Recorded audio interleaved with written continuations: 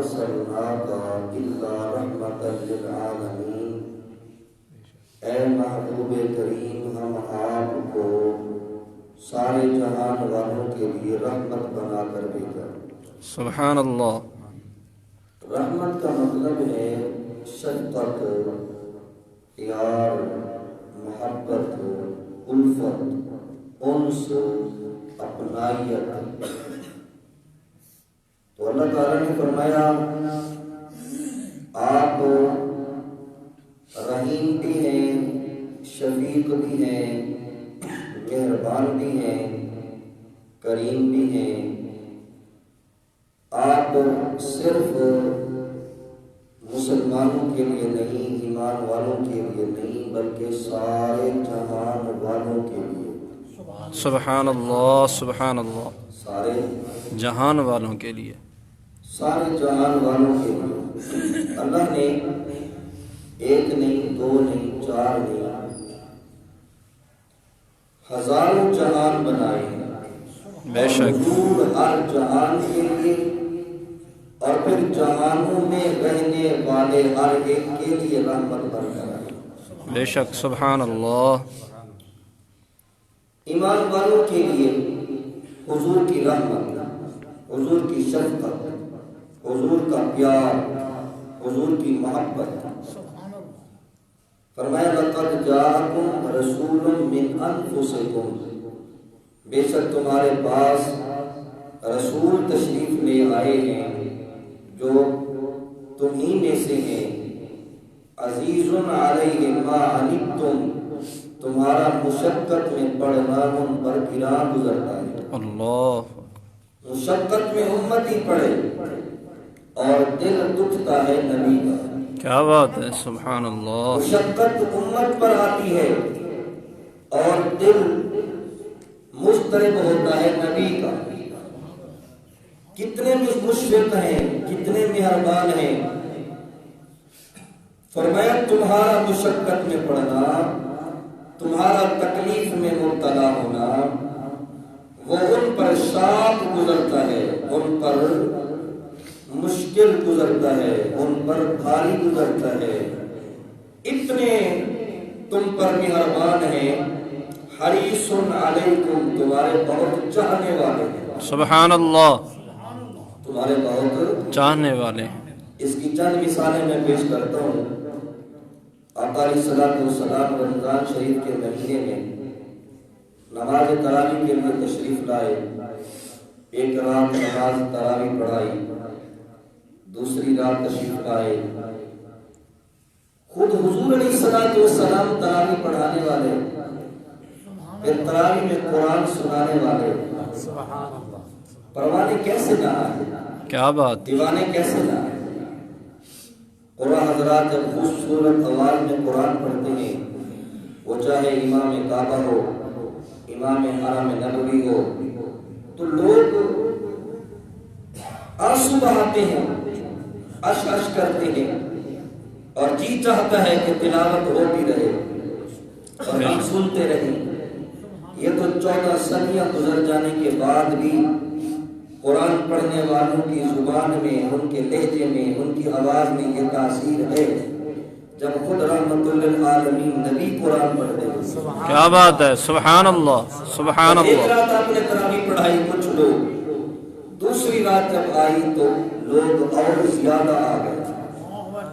قرآن میں چاشنی اتنی تھی، مٹھاس اتنا تھا، لطف اتنا تھا۔ جب تیسری رات آئی تو جم میں غفیر تھا، چوتھی رات اس سے بھی زیادہ لوگ آئے۔ حضور علیہ السلام تشریف نہ لائے۔ پانچویں رات، چھٹی رات لوگ آتے رہے، حضور علیہ السلام تشریف نہ لائے۔ صحابہ کرام نے آپس میں گفتگو کی، پتہ نہیں کوئی ہم سے غلطی ہو گئی ہے، کیوں آپ تشریف نہیں لا رہے۔ جب آپ کی بارگاہ میں سوال کیا گیا تو آپ نے فرمایا میں نے مسلسل پورا مہینہ تراویح اس لیے نہیں پڑھائی کہیں یہ میری امت پر فرض نہ ہو جائے، اللہ اکبر، کہیں یہ میری امت پر فرض نہ ہو جائے۔ فرض نہ ہو جائے۔ گویا نماز کی حالت میں بھی امتی پاکا مشقت میں پڑھنا نبی کو گوارا نہیں ہے۔ آپ نے فرمایا کہیں یہ فرض نہ ہو جائے، سنت ہے چلو کبھی کسی مجبوری کے تحت کوئی نہیں پڑھتا چھوٹ جاتی ہے، تو فرمایا فرض ہو تو پھر تو لازمی ہو، کہیں مشقت میں نہ پڑ جائے۔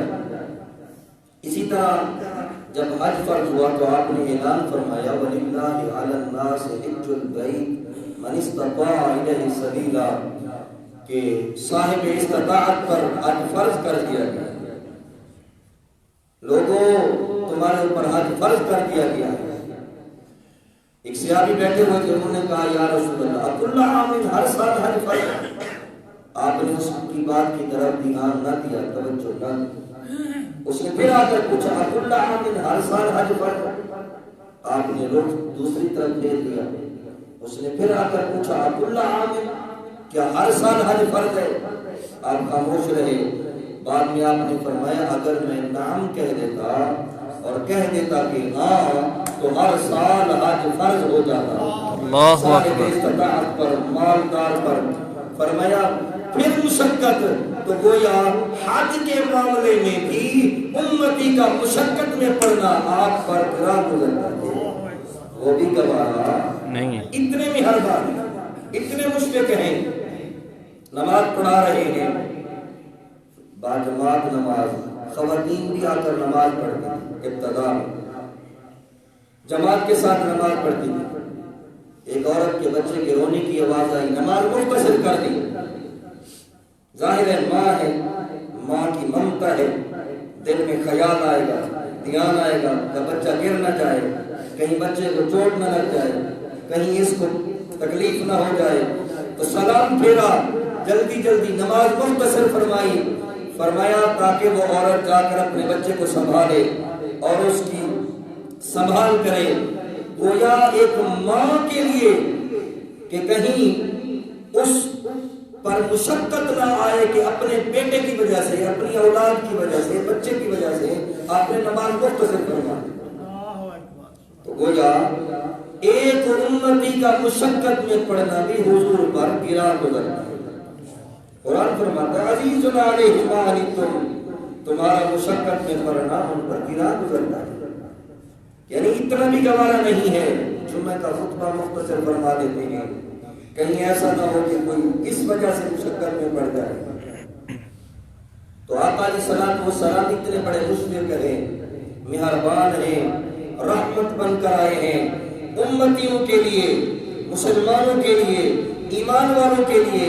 یہ تو بات سمجھ میں آتی ہے کہ چلو امتی ہیں، نام لیوا ہیں، کلمہ پڑھنے والے ہیں، خیر خواہ ہیں، اللہ کو ماننے والے ہیں، لیکن آقا علیہ الصلوۃ والسلام صرف ایمان والوں کے لیے نہیں بلکہ سارے جہان والوں کے لیے رحمت بن کر آئے۔ بے شک سبحان اللہ، کے لیے بھی رحمت بن کر آئے، بے شک سبحان اللہ، سبحان کے اللہ، لیے بھی رحمت بن گئی۔ رحمت بن کر آئے ہیں۔ طائف میں جب آپ تشریف لے گئے تبلیغ دین کے سلسلے میں، طائف کے لوگوں نے اوباش لڑکوں کو آپ کے پیچھے لگایا اور انہوں نے آپ پر پتھراؤ کیا، آپ کی پنڈلیاں مبارک سے خون جاری ہوا، پاؤں زخمی ہوئے۔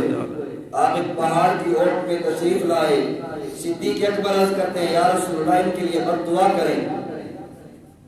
جبریل امین حاضر ہوتے ہیں، اللہ پاک نے مجھے بھیجا، بس آپ کی اجازت چاہیے، دونوں پہاڑ آپس میں ملا کر ان کو نیست و نابود کر دیا جائے۔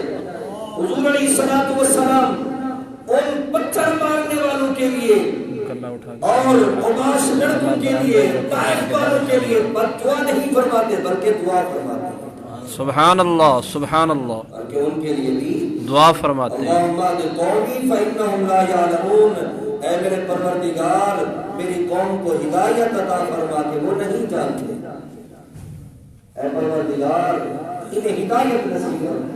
کافروں کے لیے رسول اکرم نور مجسم رحمت عالم صلی اللہ تعالی علیہ وسلم اتنے مہربان ہیں، اتنے مشفق ہیں، جو کوڑا ڈالتے ہیں ان کی تیمارداری فرماتے ہیں، جو پتھر مارتے ہیں ان کی عیادت فرماتے ہیں، ان کے لیے دعائیں۔ کل میں ایک پروگرام سن رہا تھا، اس میں ایک ہندو نے آقا علیہ الصلوۃ والسلام کی مدحت کی ہے، کچھ اشعار پیش کیے ہیں، آپ کی بارگاہ میں بلہائے عقیدت پیش کیا ہے، پھر اس کا انٹرویو لیا گیا کہ تو غیر مسلم ہے، ہندو ہے، تو مانتا ہی نہیں ہے، کلمہ ہی نہیں پڑھتا، اور تو اس طرح سے تعریف کر رہا ہے محمد رسول اللہ کی۔ وہ کہتا ہے میں میسج دینا چاہتا ہوں، یہ میں پیغام دینا چاہتا ہوں کہ محمد صلی اللہ علیہ وسلم صرف مسلمانوں کے لیے نہیں بلکہ سارے جہان والوں کے لیے رحمت بن کر آیا۔ سبحان اللہ، سبحان اللہ، بے شک سبحان اللہ۔ وہ کہتا ہے صرف مسلمانوں کے لیے نہیں، اللہ نے فرمایا وما ارسلناک الا رحمۃ للعالمین، وہ تو سارے جہان والوں کے لیے رحمت ہے۔ وہ تو پتھر مارنے والوں کو دعائیں دیتے ہیں، کوڑا پھینکنے والوں کو بھی تیمارداری فرماتے ہیں۔ وہ کہتے ہیں بلکہ انہوں نے تو محدود کر دیا ہے، محمد کی شان تو لامحدود ہے۔ یہ ایک ہندو میڈیا پہ آ کر کہتا ہے کہ محمد کی شان لامحدود ہے، اللہ نے ان کو جو ایسا نبی بنا کر بھیجا ہے وہ تو سب کے لیے رحمت ہے، اور یہ بات بھی سچی ہے۔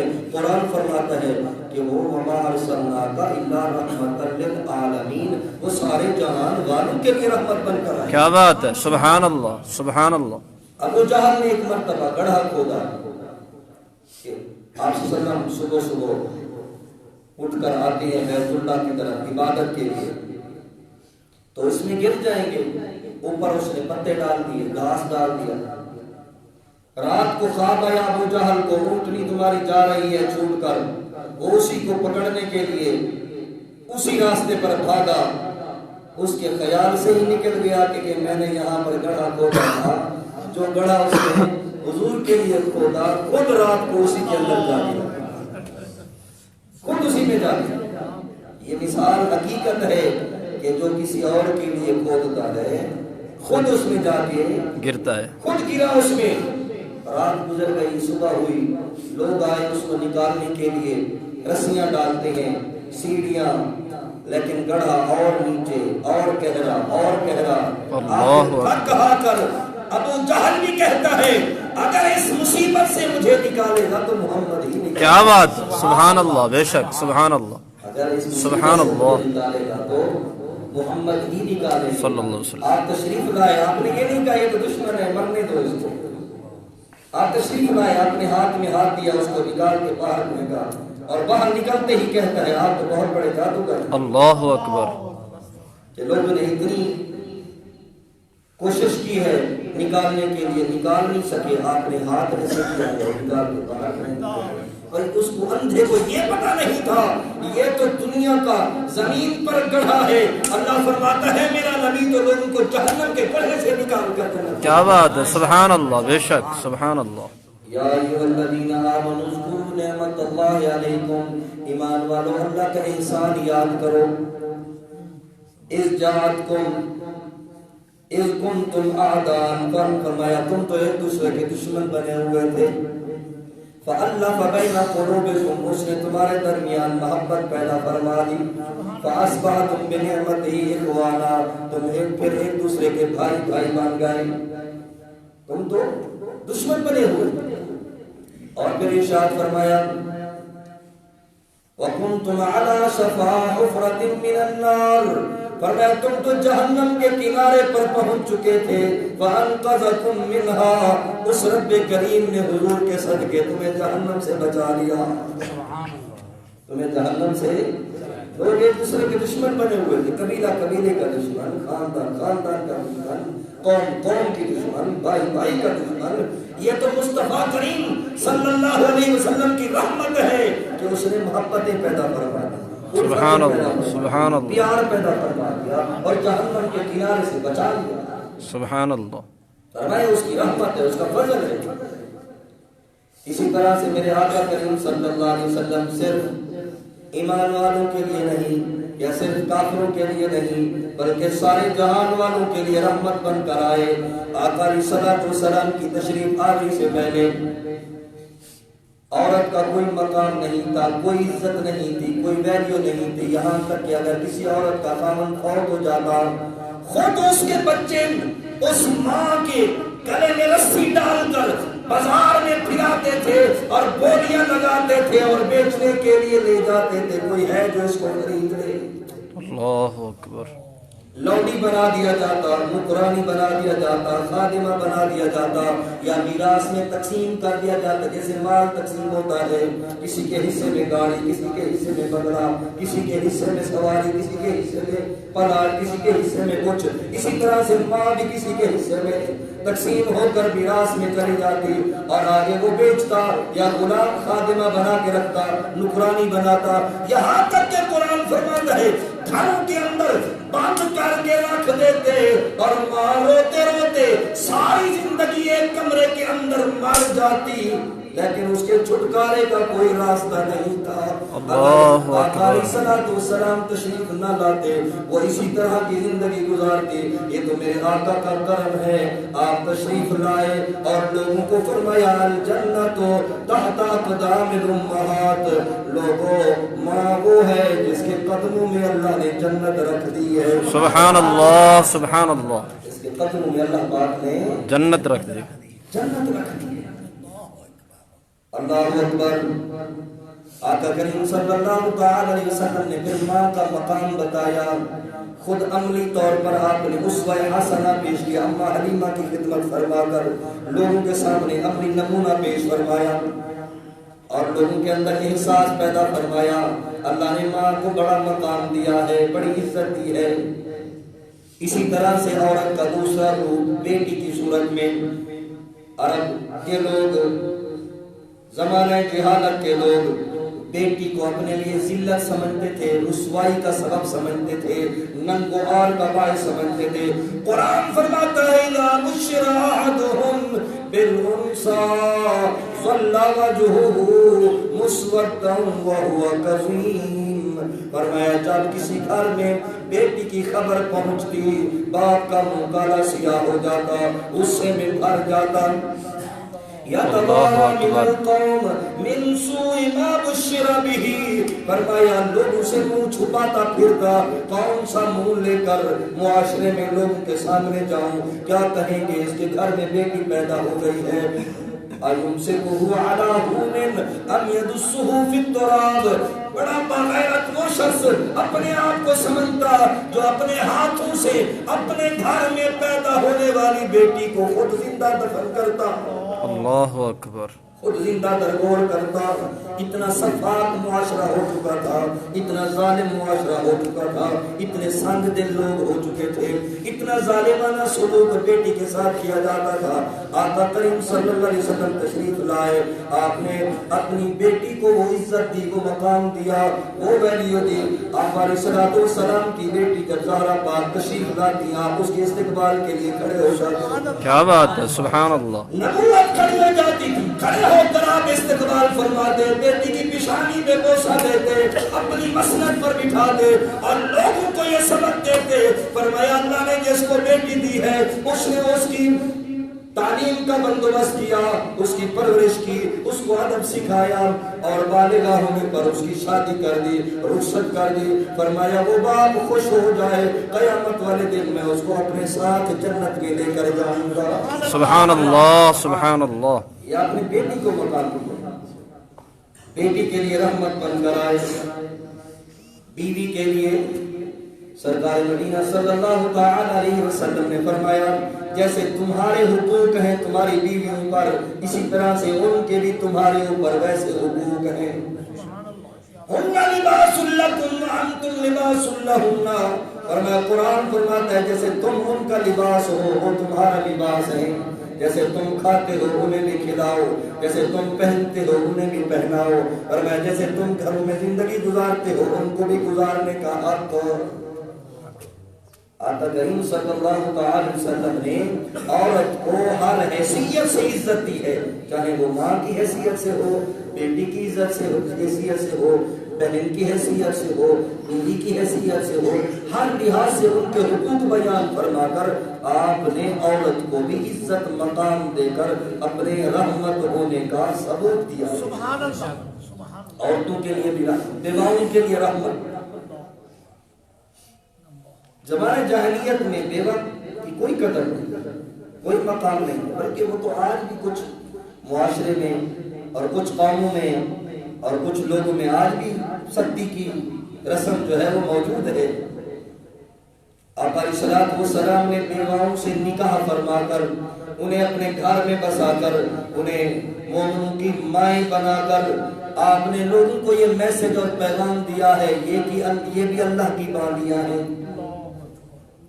اللہ نے ان کو بھی عزت اور مقام دی ہے، فرمایا اگر کسی کے خامن کی وفات ہو جاتی ہے تو اس کا باعث یہ نہیں ہے کہ جو لوگ سمجھتے تھے یہ نحوست ہے، یہ ہمارے گھر میں آئی ہے اور اسی وجہ سے ہمارے بیٹے کی وفات ہو گئی، فرمایا یہ غلط طریقہ ہے، یہ مت سمجھو یہ سوچ غلط ہے، فرمایا نہیں بلکہ زندگی موت تو اللہ کے قبضہ قدرت میں ہے۔ تو آپ نے ان کو گھر میں بسایا اور انہیں عزت دی اور انہیں مقام دیا۔ اسی طرح نبی کریم صلی اللہ تعالی علیہ وسلم غلاموں پر شفیق، غلاموں پر مہربان، لوگوں کی منڈی لگتی تھی، انسانوں کی منڈی لگتی تھی، بیچا جاتا تھا، خریدا جاتا تھا، فروخت کیا جاتا تھا، یہاں تک کہ اگر کوئی شخص کسی وجہ سے اگر ایک دفعہ غلامی کی اس لائن میں آ جاتا تو ساری زندگی غلامی میں بسر کرتا، یہاں تک کہ اس کی نسل در نسل غلامی اولاد غلامی میں گزارتی، وہ نسل در نسل غلام رہتا۔ ان کو چھٹکارے کے لیے کوئی بھی راستہ نہیں تھا، یہ تو رحمت للعالمین نبی تشریف لائے، جب پہلے غلام حضرت رضی اللہ تعالی کی خدمت میں پیش اپنے انہیں بلکہ بیٹا بنا کر رکھا، سبحان اللہ سبحان اللہ، بیٹا بنا کر منہ بولے بیٹے کی حیثیت دی، اور اس کے ماں باپ اس کو لینے کے لیے آئے تو اس نے جانے سے انکار کر دیا، اس نے کہا مجھے ماں باپ سے زیادہ محبت آقا سے ملی ہے، کیا بات ہے، سبحان اللہ، زیادہ پیار مجھے حضور سے ملا۔ حضرت بلال رضی اللہ تعالی عنہ غلامی کی زندگی بسر کر کے آئے تو آپ صلی اللہ علیہ وسلم نے انہیں یہ مقام دیا، یہ عزت دی کہ مؤذن رسول کے نام سے مشہور، یہاں تک کہ حضرت سیدنا عمر فاروق رضی اللہ تعالی عنہ جیسے آپ بھی انہیں فرماتے ہیں سیدنا بلال، اے بلال تو ہمارا سردار ہے، کیا بات ہے، سردار ہے۔ یہ نہ دیکھا کہ رنگ کے کالے ہیں، حبشی نسل ہیں اور ہونٹ موٹے ہیں اور یہ تو غلامی کی زندگی بسر کر رہے ہیں، بلکہ جنہیں رسول اللہ نے مقام دیا ہے، عزت دی ہے، تو صحابہ کرام نے بھی انہیں اپنا سردار بنایا۔ وہ چاہے صہیب رومی ہوں، وہ سلمان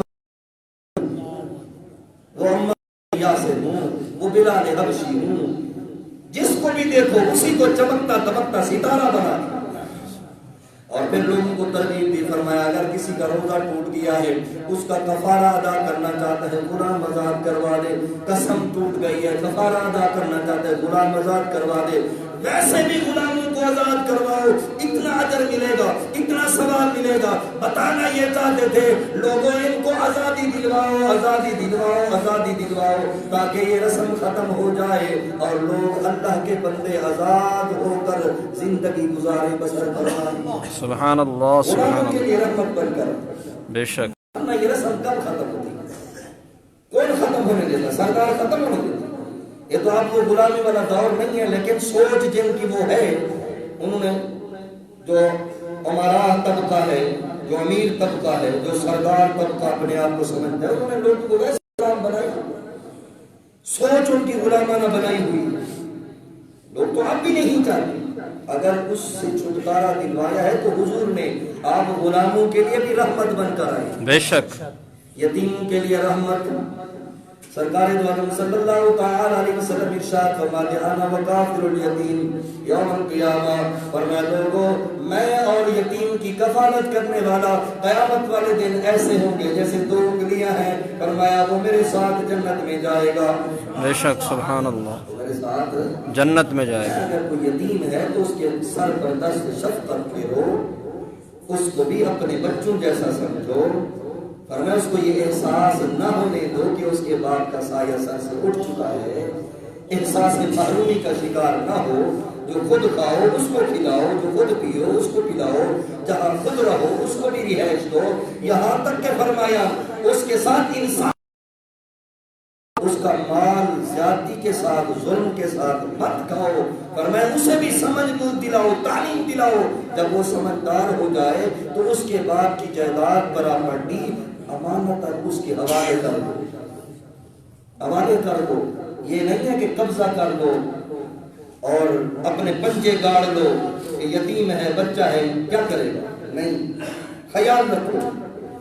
آپ ضرور خود عید والے دن جب باہر تشریف لے گئے عید پڑھانے کے لیے، بچے کو دیکھا رو رہا، احساس پتہ چلا کہ یہ یتیم ہے، اس کو بلایا، سینے سے لگایا، گھر لے گئے، ستھرا صاف ستھرا لباس پہنوایا، پھر اس کی انگل پکڑ کر ساتھ تشریف لے آئے، اور میں کیا تو اس بات پر خوش نہیں کہ میں محمد تیرا باپ ہوں؟ کیا بات ہے، سبحان اللہ، سیدہ عائشہ تیری ماں ہو، سبحان اللہ، سیدہ فاطمہ تیری بہن ہو۔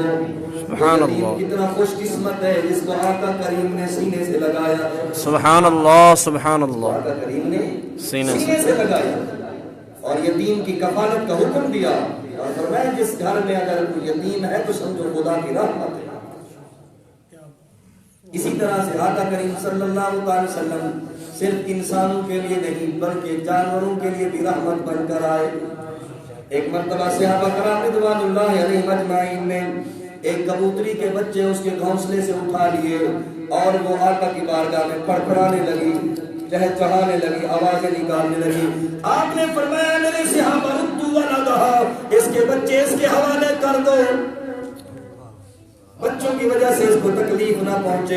رحمت للعالمین نبی، انسان تو انسان، پرندوں کے لیے بھی رحمت بن کر آئے، جانوروں کے لیے بھی رحمت بن کر آئے۔ ایک اونٹ باولا ہو کر حضور کی بارگاہ کی طرف آنے لگا، مالک دوڑتا ہوا پیچھے آیا، آوازیں دیتا ہے ہٹ جاؤ راستے سے، یہ اونٹ باولا ہو چکا ہے، یہ اونٹ کاٹنے والا ہے۔ آقا علیہ الصلوۃ والسلام کھڑے رہے، اونٹ بھاگتا ہوا یا آپ کے قدموں میں سر رکھ کر کچھ بولنے لگا، اور قربان جاؤں حضور کے سمجھنے پر آپ نے اس کے مالک کو بلا کر فرمایا یہ باولا نہیں ہوا، تو اپنے عقل کا علاج کر۔ کیا بات ہے، یہ تو مجھے فریاد سنا رہا ہے کہ مجھ پر بوجھ زیادہ ڈالتا ہے، چارہ کم ڈالتا ہے، مجھے دھوپ میں کھڑا کرتا ہے۔ فرمایا خیال کر، جانور ضرور ہے مگر اس کے اندر بھی دل دھڑکتا ہے، اس کو چارہ بھی کھلا، اس کو پانی بھی پلا، بوجھ بھی کم ڈالا کر، خیال کیا کر، دھوپ اور چھاؤں کا خیال رکھا کر۔ یعنی جانور کو بھی پتا تھا کہ آپ ہمارے لیے بھی رحمت بن کر رہے، بے شک، سبحان اللہ، ہر عالم کی رحمت ہے، کسی عالم میں رہ جاتے، کیا بات ہر ہے، عالم کی رحمت ہے، کسی عالم میں رہ جاتے، یہ ان کی مہربانی ہے کہ یہ عالم پسند آیا، بے شک، سبحان ان کی اللہ، کمال مہربانی ہے کہ یہ عالم پسند آیا۔ وما ارسلناک الا رحمۃ للعالمین، اللہ نے فرمایا پیارے ہم نے آپ کو سارے جہان والوں کے لیے رحمت بنا کر بھیجا۔